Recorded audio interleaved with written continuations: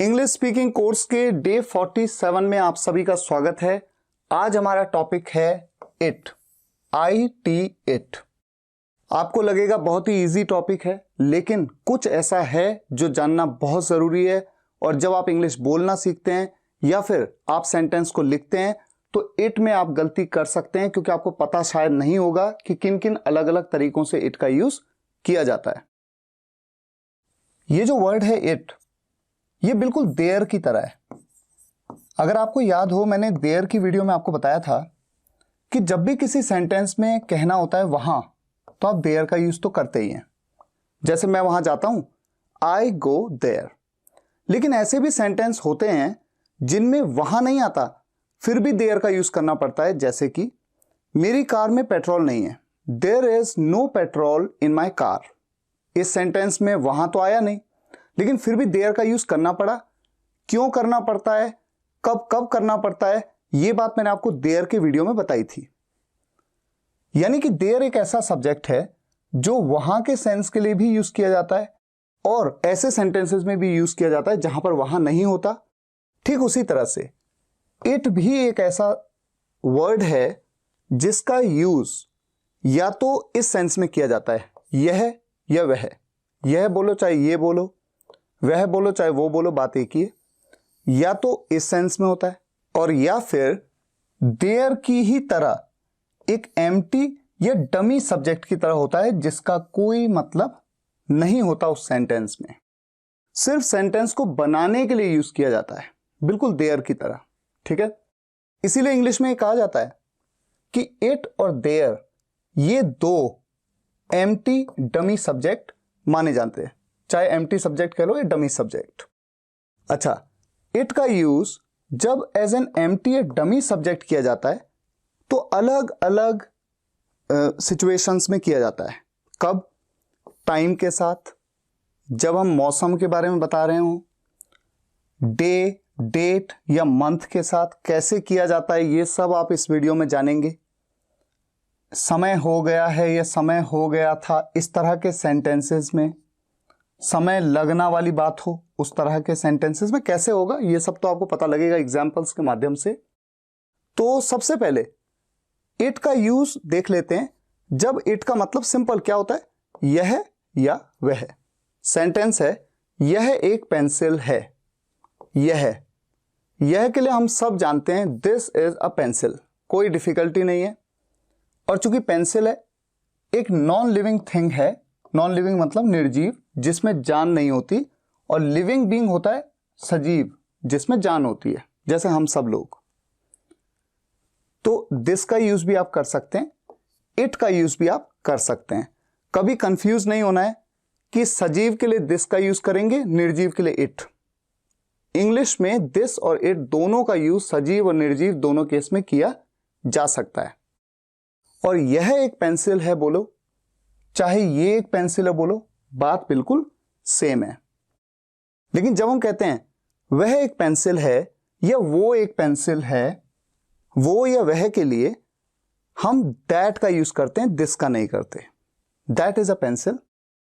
लेकिन कमाल की बात यह है कि आप इट का यूज कर सकते हैं।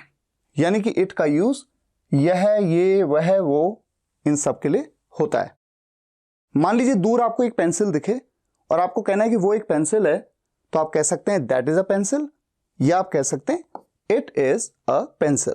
अब अगर आपको कहना है ये राहुल है, मान लीजिए आपका दोस्त राहुल आपके घर आता है और पापा पूछते हैं ये कौन है, आप कहते हैं ये राहुल है। तो राहुल क्या है, एक लिविंग बीइंग है, यानी सजीव है। दिस का यूज आप कर सकते हैं, दिस इज राहुल। इट का यूज भी आप कर सकते हैं, इट इज राहुल। और यहां तक कि आप कह सकते हैं ही इज राहुल। पापा ने कहा हु इज दिस, या हु इज ही, या हु इज इट, तो आप कह सकते हैं ही इज राहुल। तो यहां पर मैंने कहा ये राहुल है, ये या यह है, तो आप सोचेंगे कि ही का मतलब तो होता है वह या वो। ऐसा नहीं है। कोई व्यक्ति आपके पास हो चाहे दूर हो, अगर वो एक है, कोई लड़का है, तो ही आप कहेंगे। अगर कोई लड़की हो तो आप कहेंगे शी इज रवीना। रवीना मान लीजिए उसका नाम है, शी इज रवीना। ठीक है। तो ये के लिए आपने देखा ही का भी यूज किया। वो राहुल है, दूर एक लड़का खड़ा है और आप कहते हैं वो राहुल है, तो वो के लिए तब दिस तो नहीं कहते, दिस तो यह ये के लिए कहते हैं, ये तो क्लियर है। दिस और दैट तो क्लियर है, तो दैट तो आप कह सकते हैं दैट इज राहुल, वो राहुल है। और जैसा मैंने आपको बताया इट का यूज भी आप कर सकते हैं, क्योंकि इट का यूज वह या वो के लिए किया जाता है। साथ ही साथ आप ही इज राहुल भी कह सकते हैं, ही इज राहुल। तो आज आपने ये भी समझा कि ही का मतलब केवल वह या वो के लिए नहीं है, आपके पास हो चाहे दूर हो, अगर कोई एक मेल है, मेल पुरुष है तो ही, और कोई स्त्री है तो शी। तो ये चीज देखिए सजीव के साथ, ये आपने देखा नॉन लिविंग थिंग के साथ। अब देखिए इसको, यह एक तोता है। अब तोता सजीव है या निर्जीव है, ये इंटरेस्टिंग है। तोता सजीव है क्योंकि तोते में जान है, लेकिन किसी भी जानवर के साथ या किसी भी पक्षी यानी बर्ड के साथ, किसी एनिमल या बर्ड के साथ आप कभी भी ही या शी का यूज नहीं करेंगे। आप क्या यूज करेंगे? इट। ये इंपॉर्टेंट है। तो कहा जाता है कि इट का यूज किसी भी एनिमल या बर्ड के साथ किया जाता है। तो दिस का यूज तो आप कर ही सकते हैं, यह के लिए हमेशा ही कर सकते हैं, वो चाहे सजीव हो निर्जीव हो। This is a parrot, it is a parrot आप कह सकते हैं, लेकिन ध्यान रहे आप ही इज अ पैरेट नहीं कह सकते, इस तरह से इंग्लिश में नहीं बोला जाता। और वह एक तोता है के लिए दैट इज अ पैरेट, या जैसा मैंने यहां पर भी बताया वह के लिए इट इज अ पैरेट आप कह सकते हैं, लेकिन आप ही इज अ पैरेट नहीं कह सकते। तो ये छोटी छोटी चीजें हैं, बताना सब जरूरी है, क्योंकि इंग्लिश स्पीकिंग कोर्स में एक एक चीज आपको क्लियर होनी चाहिए। अब हम थोड़ा आगे मूव करते हैं। सेंटेंस है, यह एक बिल्ली है, इसकी आंखें सफेद हैं। अभी थोड़ा सा यहां पर इंटरेस्टिंग चीज आएगी। देखिए यह एक बिल्ली है, यह के लिए, बिल्ली के लिए कोई जानवर है। दिस तो आप हर किसी के लिए कह सकते हैं, तो बेझिझक कह देंगे, तो दिस इज अ कैट, ठीक है। आप चाहें तो इट भी कह सकते हैं जानवर के लिए, इट इज अ कैट। तो this is a cat, it is a cat. लेकिन जब हम कहते हैं इसकी, अब जैसे होता है माय, जैसे होता है आई मतलब मैं, माय मतलब मेरा, ही मतलब वह, हिज मतलब उसका। तो ये जो होते हैं ना, ये सब पजेसिव केस होते हैं, पजेसिव। तो ये जो पजेसिव केस है, इसकी जब किसी जानवर की, तो जब किसी जानवर की का बात बताई, तो ऐसे में आपको क्या यूज करना है? इट का ही पजेसिव केस, और वो क्या है? Its eyes are white. और इट्स कहना है, यहां पर अपोस्ट्रोफी नहीं लगाना, क्योंकि एक होता है इट अपोस्ट्रोफी एस, जिसका मतलब क्या होता है? या तो इट इज या इट हैज। ये तो कॉन्ट्रैक्शन है, कॉन्ट्रैक्शन मतलब छोटा फॉर्म है इट इज या इट हैज का। तो किसी सेंटेंस में इट इज आए या इट हैज आए, आप उसे इट्स कह सकते हैं। लेकिन ये जो इट्स है, इसमें अपोस्ट्रोफी नहीं होता है। इसका मतलब है किसी की बात हो रही है, कि किसी का, कोई सजीव कोई निर्जीव होगा जिसका। तो यहां पर बिल्ली है, बिल्ली का, तो बिल्ली की आंखें सफेद है, इट्स आईज आर वाइट। ये तो क्लियर। अब यहां पर देखिए, वह एक बिल्ली है, उसकी आंखें सफेद हैं, तो वह के लिए जैसा मैंने आपको बताया दैट तो आप कह ही सकते हैं, लेकिन साथ ही साथ आप इट भी कह सकते हैं। उसकी आंखें सफेद हैं, यहां पर भी फिर एक बार फिर से आप इट्स कहेंगे, क्योंकि दिस या दैट का कोई पजेसिव फॉर्म नहीं होता इस तरह से, केवल इट का होता है इट्स। यह रवि है, इसके पापा वैज्ञानिक हैं। अब ये कोई लड़का है, तो मैं दिस तो कह ही सकता हूं, मैं इट भी कह ही सकता हूं, और जैसा मैंने आपको बताया मैं ही भी कह सकता हूं। ही इज रवि, इसके पापा वैज्ञानिक है, किसके? रवि के। अब रवि की पजेसिव फॉर्म, तो रवि तो एक लड़का है ना, तो उसके लिए हम यूज करेंगे हिज फादर, इसके पापा, his father is a scientist. अब इस सेंटेंस पे आइए, यह एक साधारण सी कुर्सी है, इसकी खूबसूरती क्या है? यह के लिए आप दिस कह सकते हैं, आप इट कह सकते हैं, क्योंकि कुर्सी है, ही तो कह नहीं सकते। इसकी खूबसूरती क्या है? व्हाट इज इसकी खूबसूरती, किसकी? कुर्सी की। तो किसी निर्जीव की it's, what's its beauty, simple. तो हमने यह, ये, वह, वो, ये तो समझ लिया कि इट का यूज क्यों करते हैं, ये तो बहुत सिंपल है। अब देखते हैं कि इट का use as an empty dummy subject कब किया जाता है। तो सबसे पहले टाइम के साथ।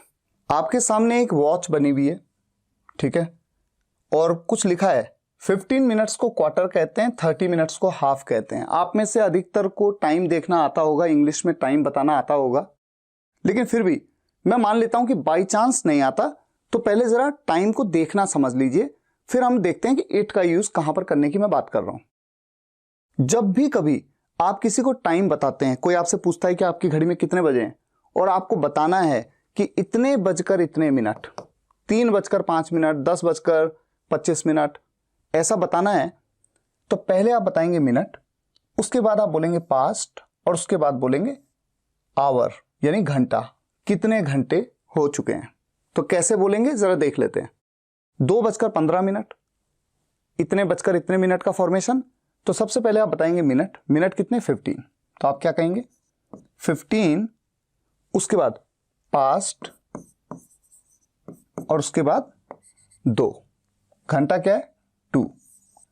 तो आप ऐसे बोलेंगे 15 past 2, या आप कह सकते हैं 15 minutes past 2, ऐसे भी बोल सकते हैं आप 15 minutes past 2, या फिर सिंपल 15 past 2।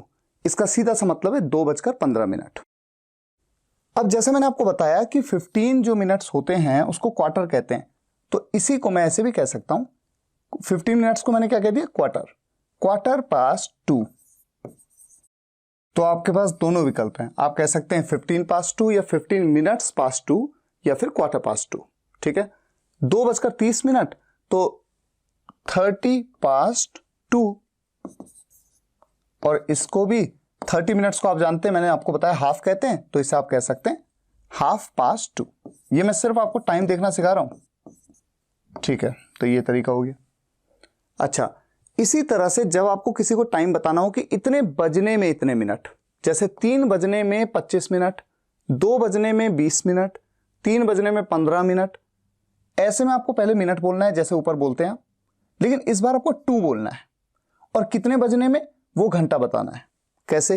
2 बजने में 15 मिनट, तो सबसे पहले कितने मिनट 15, कितने बजने में 2 बजने में, तो 15 to 2, या फिर आप जानते हैं मिनट्स हैं, तो 15 मिनट्स को तो क्वार्टर कहते हैं, तो आप कह सकते हैं क्वार्टर टू 2।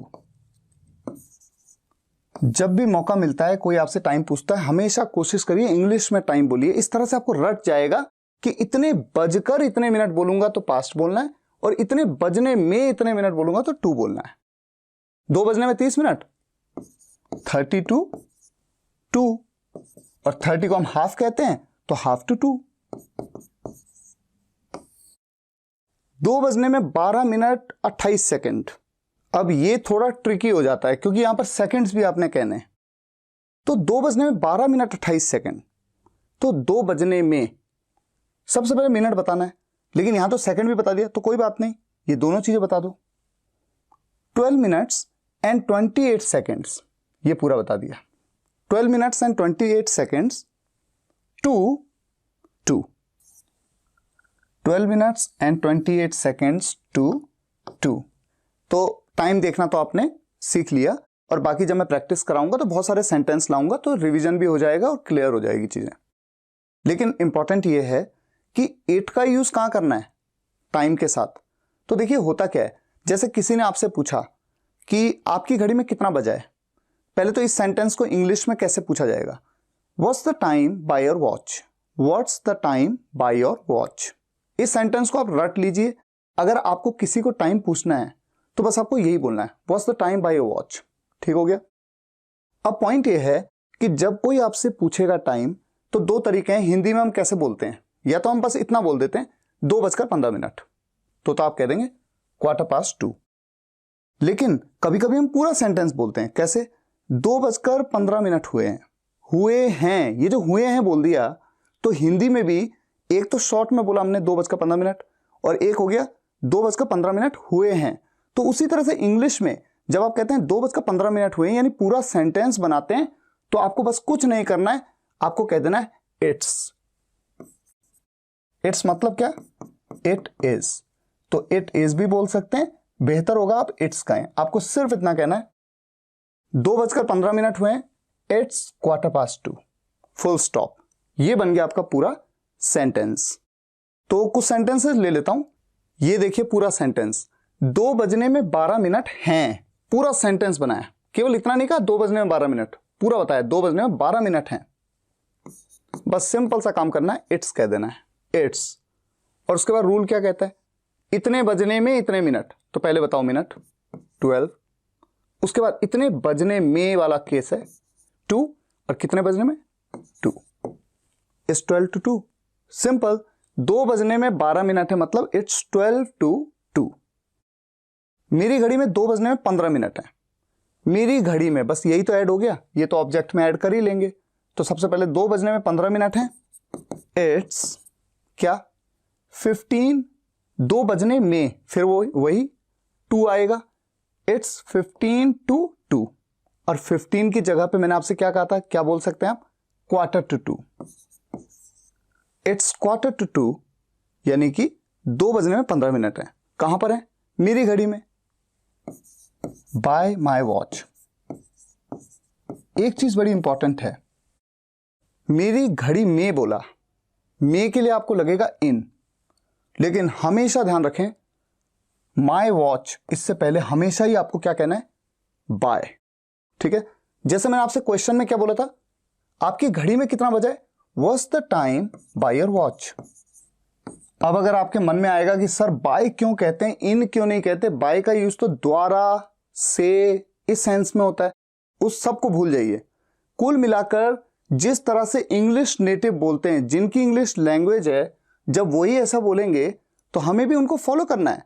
ये इन मतलब में, बाय मतलब द्वारा, ये तो सिर्फ हमने अपने मन को समझाने के लिए, अपने आप को समझाने के लिए कि क्या सेंस होता होगा हिंदी सेंटेंस का जब उसे इंग्लिश में किस तरह से बनाना है, उसको समझने के लिए हमने ये रूल बनाए हैं।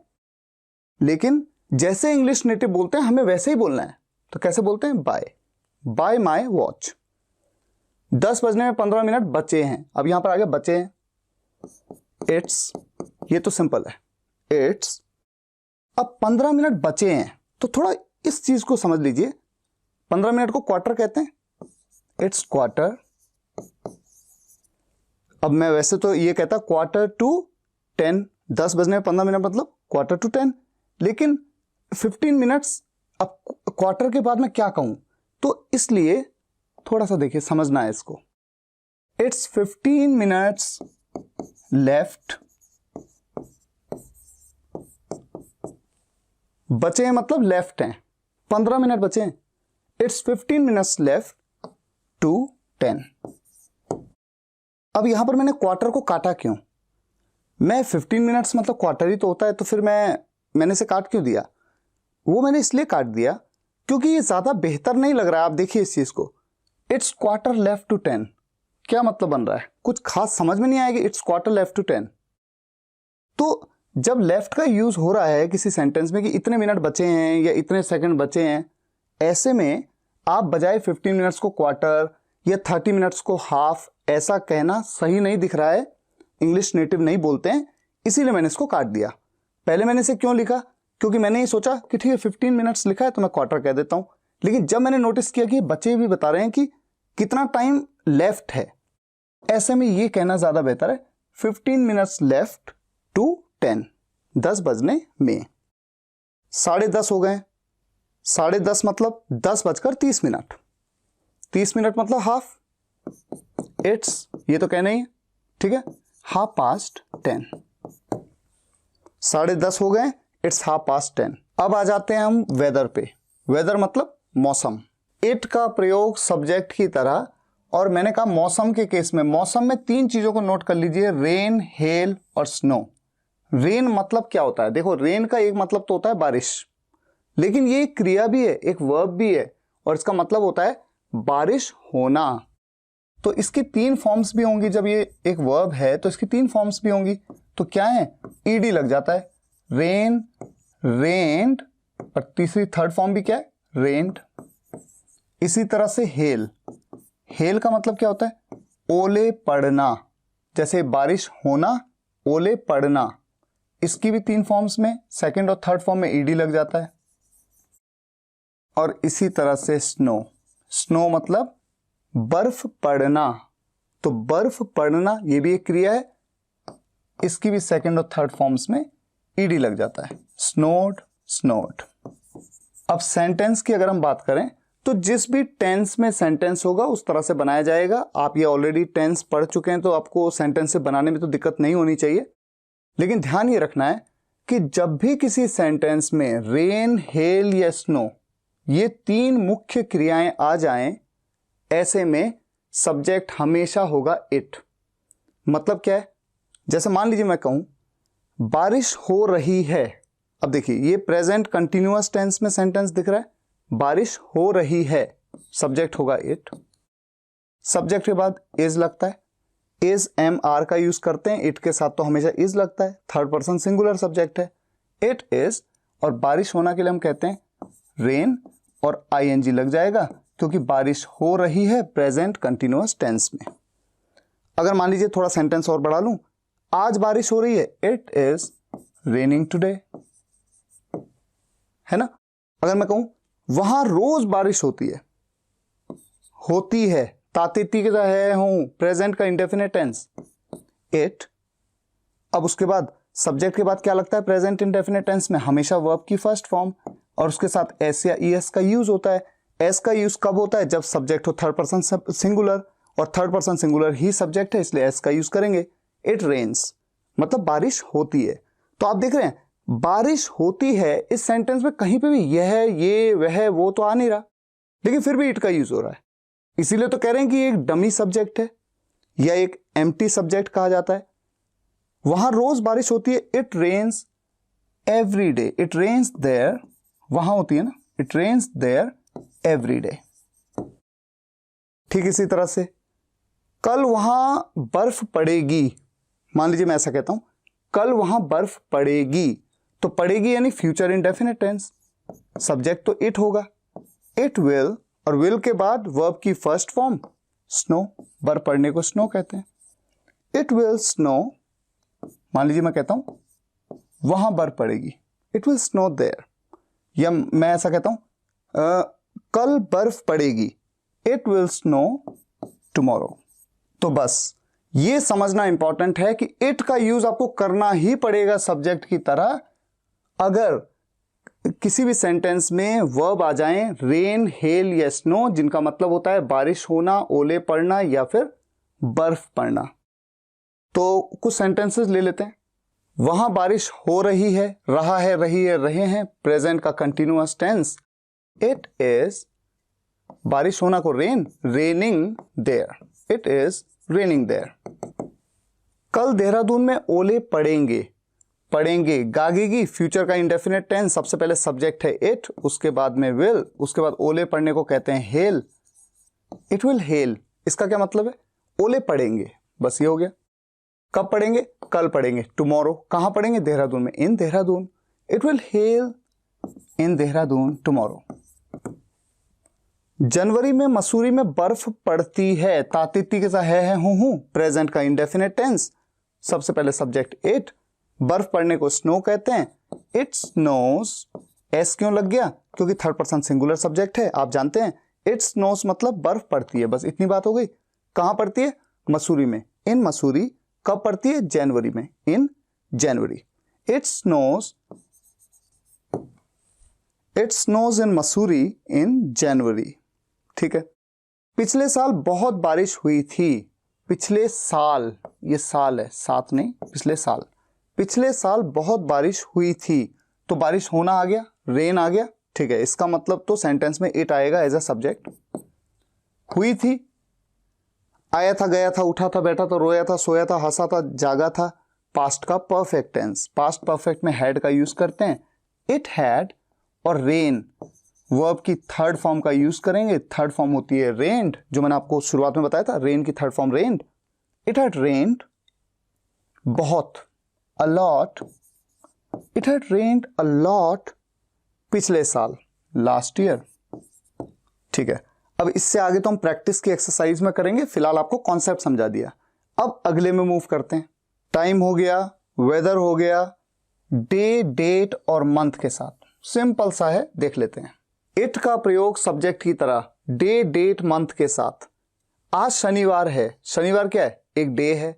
कल 5 तारीख है, 5 तारीख क्या है? डेट है। ये जनवरी चल रहा है, जनवरी क्या है? मंथ है।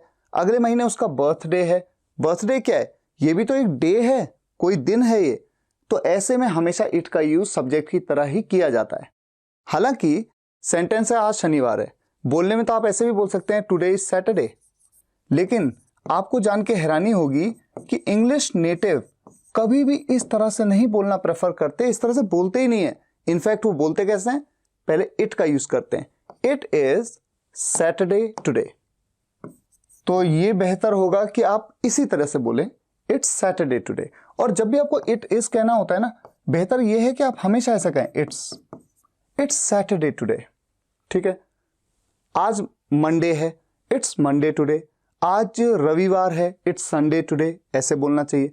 कल 5 तारीख थी, कल 5 तारीख थी, कल मतलब यस्टरडे। ठीक है। तो इट वॉज, थी आ रहा है ना, यहां पर है था इसलिए इज कहा, इट वॉज। अब तारीख होती है जब, तो हमेशा ऐसे कहना होता है 5th, 6th, 7th, 8th, 9th, 10th, 11th, ऐसे कहते हैं। It was 5th yesterday। अब आप में से कोई अगर ये सोचे कि यहां पर डेट कह देते तो ज्यादा क्लियर होता है, ऐसा कुछ नहीं है। जब आप किसी को कहते हो ना कि इट वॉज 5th yesterday, तो अंडरस्टूड है कि डेट की ही बात हो रही है। ये जनवरी चल रहा है, जनवरी चल रहा है मतलब जनवरी है। अब चल रहा है का मतलब ये थोड़ी कि रहा रही रहे कि सब्जेक्ट कोई काम कर रहा है, चलने का काम थोड़ी कर रहा है कोई। तो ये जनवरी चल रहा है मतलब ये जनवरी है,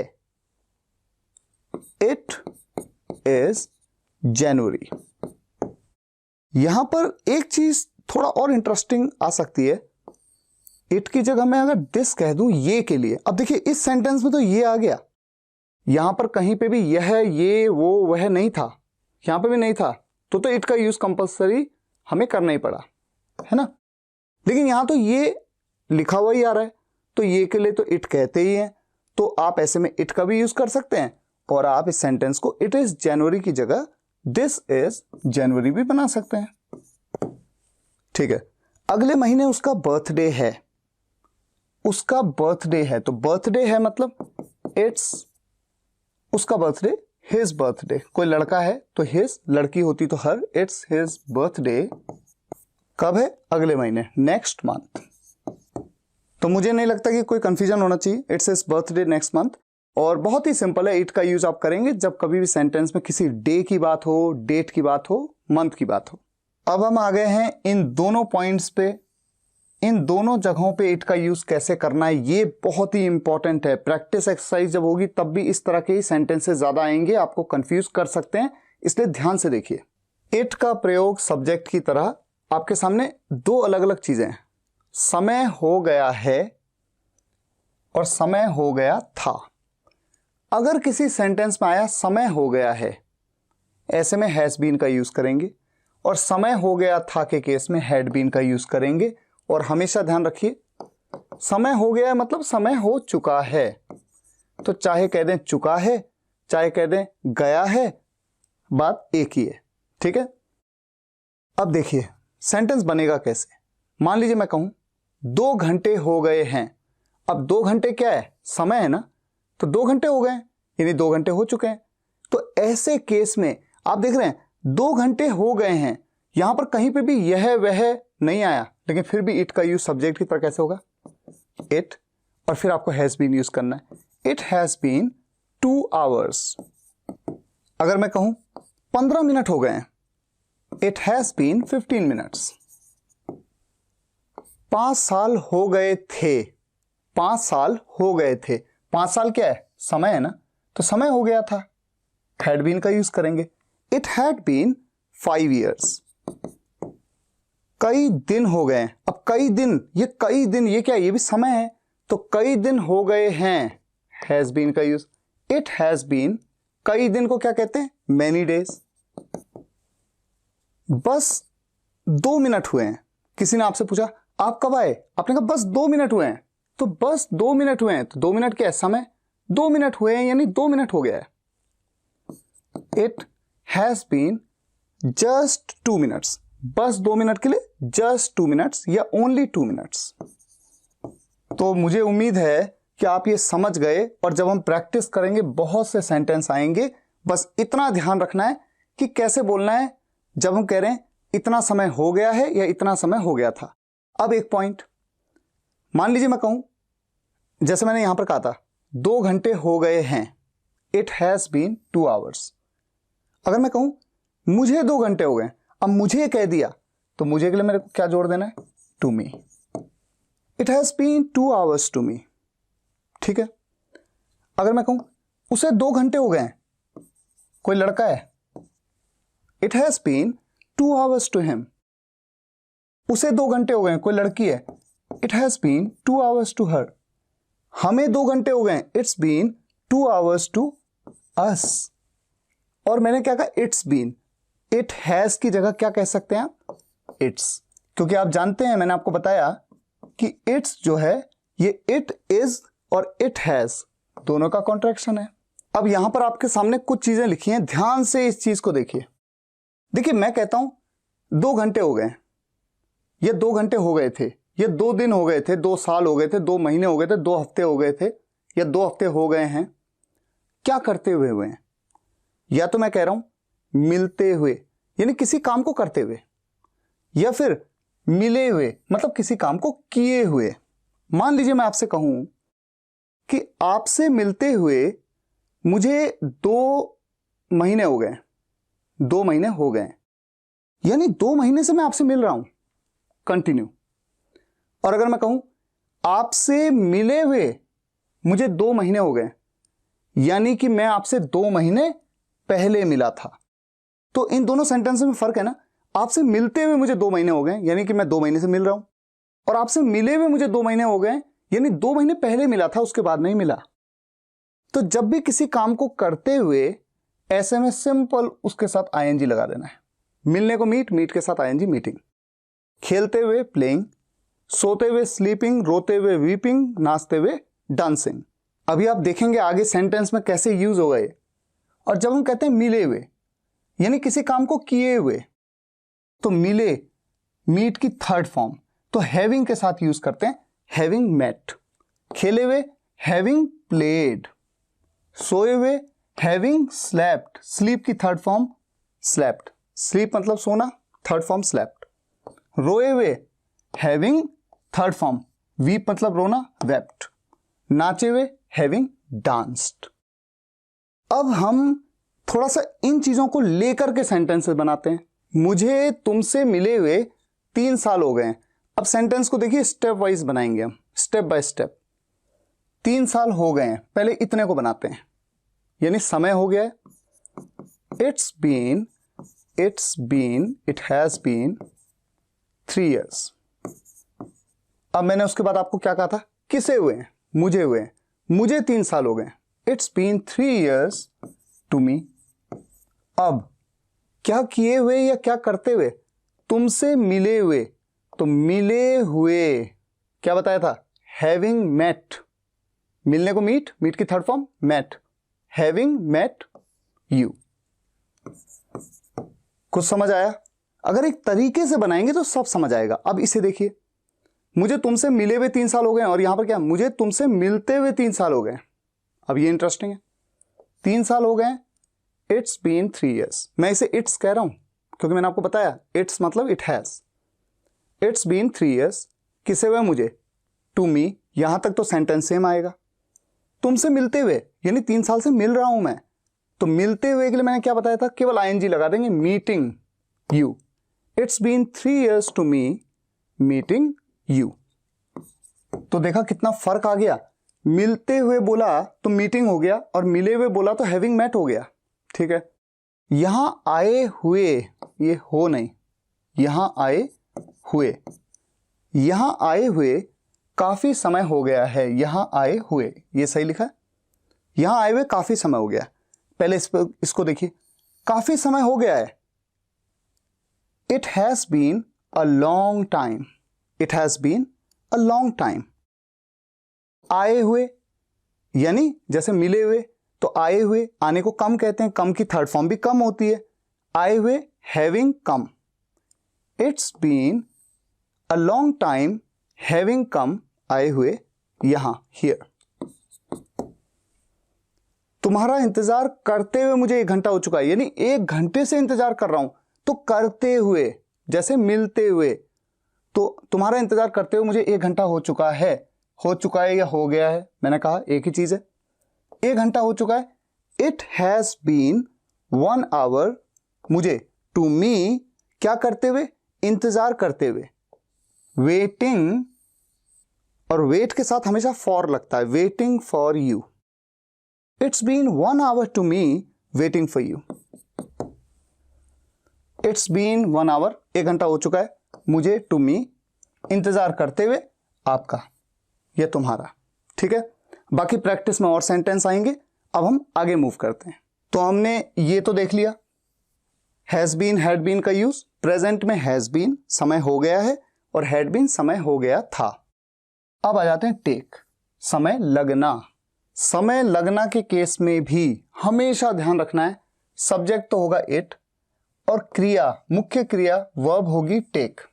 और जिस भी टेंस में सेंटेंस होगा उस टेंस में सेंटेंस को बनाया जाएगा। कैसे? मान लीजिए सेंटेंस है, मुझे ये काम करने में 2 घंटे लगते हैं। अब देखिए, मुझे ये काम करने में 2 घंटे लगते हैं, यानी समय लगता है। ठीक है, मैंने इट से शुरू किया, मुझे 2 घंटे लगते हैं, ताते ती, लगता, लगते, तो प्रेजेंट का इंडेफिनिट टेंस। वर्ब है टेक, इट, टेक, और टेक के साथ एस तो लगेगा, थर्ड पर्सन सिंगुलर सब्जेक्ट है, प्रेजेंट इंडेफिनिट टेंस में। मुझे 2 घंटे लगते हैं, इट टेक्स मी, यहां पर टू मी नहीं आएगा, ऐसे आता है, इट टेक्स मी, मुझे लगते हैं 2 घंटे, 2 आवर्स। क्या करने में? ये काम खत्म करने में, टू फिनिश दिस वर्क। हो सकता है ये थोड़ा सा लंबा हो गया आपके लिए। अब मैं छोटा सा एक बताता हूं। जैसे मान लीजिए मैंने कहा 3 दिन लगेंगे, 3 दिन लगेंगे, समय लगेगा, इट। ठीक है, और लगेंगे बोला तो future indefinite tense, it will. और मेन वर्ब क्या होगी? टेक। इट विल टेक कितने दिन? 3 दिन। इट विल टेक 3 डेज, 3 दिन लगेंगे। अब मैं आपको थोड़ा सा यहां पर एक चीज ऐड कर देता हूं। देखो मैंने क्या कहा, सेंटेंस 3 दिन लगेंगे, इट विल टेक 3 डेज। अब अगर मैं कहूं मुझे 3 दिन लगेंगे, तो मैं कैसे कह सकता हूं? मुझे 3 दिन लगेंगे, it will take me 3 days, it will take me 3 days. यहां तक कि मैं ऐसे भी कह सकता हूं, it will take 3 days to me. अब देखिए, यहां पर मैंने कहा था टू यहां मत लगाओ, वर्ब के तुरंत बाद टू नहीं लगाना है, लेकिन अगर समय के बाद लगाना है तो टू लगा सकते हैं। देखिए, it takes 2 hours to me. अगर इस मी को मैं यहां से उठा के यहां ले आऊं तो टू मी कहा जाएगा। आपको ये चीजें ना याद नहीं रखनी है, ये सब प्रैक्टिस से होता है। अब जैसे मान लीजिए मैं कहूं कि मुझे काफी समय लग रहा है। आपने मुझे कोई काम दिया, मैं उसे कर रहा हूं, और आपने मुझे कह दिया कि आपको काफी समय लग रहा है। आपको काफी समय लग रहा है, रही है, रहे, प्रेजेंट का कंटिन्यूअस टेंस। आपको लग रहा है ना, तो सब्जेक्ट है आप। आपको काफी समय लग रहा है, यू के साथ प्रेजेंट कंटिन्यूअस टेंस में आर लगता है। उसके बाद वर्ब की फर्स्ट फॉर्म आती है, यू आर टेकिंग, आप ले रहे हो बहुत समय, अ लॉन्ग टाइम। एक तरीका तो सेंटेंस को बनाने का ये भी हो सकता है जिसमें कि सब्जेक्ट क्या है? यू। लेकिन जब समय लग रहा है की बात हुई, ऐसे में इट का यूज भी सब्जेक्ट की तरह किया जा सकता है। इट, और इट के साथ तो लगेगा इज प्रेजेंट के कंटिन्यूअस टेंस में, और वर्ब तो टेक है तो टेक के साथ आईएनजी। इट इज टेकिंग, किसे? तुम्हें। It is taking you a long time. आपको लगेगा थोड़ा सा अटपटा सा सेंटेंस है, लेकिन ये सेंटेंस भी सही है। It is taking you a long time, ऐसे बोला जाता है कि इसमें आपको बहुत समय लग रहा है।